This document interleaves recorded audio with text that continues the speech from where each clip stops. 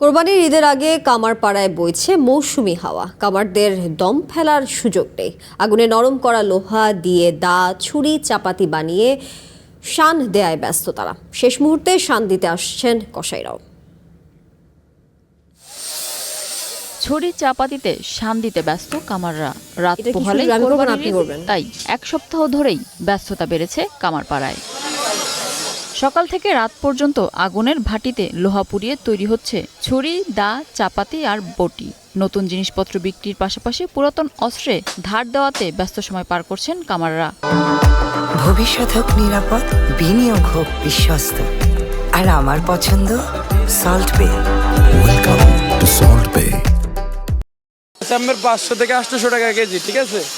আর আপনার ছুরি, শিলা ছুরি 150 থেকে 300 টাকা হয়েছে শিলা ছুরি, ঠিক আছে।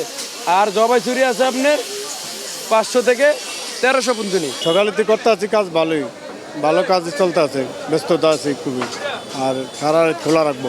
কোরবানির জন্য কেউ আসছেন নতুন ছুরি, চাকু ও চাপাতি কিনতে, আবার আসছেন পুরনো সরঞ্জাম ধার দিতে। চামড়া ছিলার লেগে দুটো ছোট ছুরি আর একটা স্টিল আর একটা ছোট চাপাটি কেনার জন্য আসছি। আমরা সারা বছর আম করে এগুলি লাগে, সারা বছর আমরা গরু গাড়ি আমরা কষাই, যেমন আমরা প্রত্যেক বছর আইলে এখান আমরা কিনে নিই। ওই গরু ছিলাই আমরা ওই একটা ছুরি নিলাম। দোকানে আকারভেদে ছুরি 400 থেকে শুরু করে 2500 টাকা পর্যন্ত বিক্রি হচ্ছে। বড়দা বিক্রি হচ্ছে 600 থেকে 1000 টাকা করে। মিনা ফেরদাউস, ওয়ান নিউজ, ঢাকা।